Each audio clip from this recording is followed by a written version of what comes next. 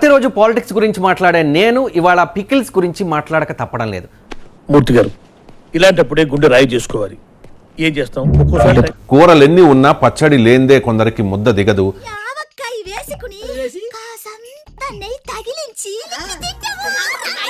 Social మీడియాలో తన డాన్సులతో కుర్రోళ్ళు సొల్లు కార్చుకునేలా చేసి పాపులర్ అయ్యింది ఇంటెలిజెంట్.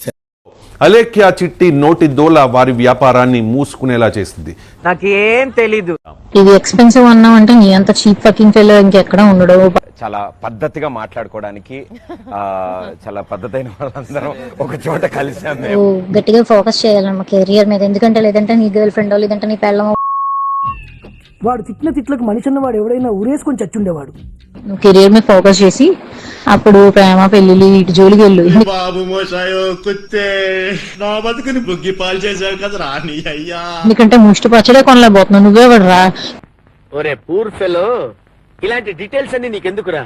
గోల్డ్ ఏం కొనిస్తావురా దానికి? ఏం మాట్లాడుతున్నారో పిచ్చితన్నాసి. వారి బిజినెస్ కూడా పూర్తిగా డౌన్ అయిపోయింది. వారి వాట్సాప్ కూడా పూర్తిగా కొలాప్స్ అయిపోయింది. ఆదర్శ కదా. కస్టమర్లని దేవుళ్ళగా భావించాలి కదా, ఈ రకంగా నోరు పారేసుకోవద్దు కదా వారిపైన.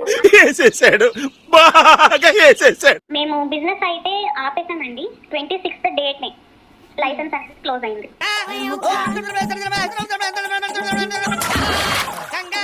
సిస్టర్స్ మాట్లాడింది తప్పే, వారికి సారీ అంటూ కూడా వాళ్ళు చెప్తున్నారు. అండ్ ఇప్పుడు నా జీవితంలో ఇంకా ఎన్ని కష్టాలు చూడాల్సి వస్తుందో నాకే తెలియటం లేదు. రోల్స్ ప్రభావం బాగా ఉంది మీ ముగ్గురు చెల్లెల పైన.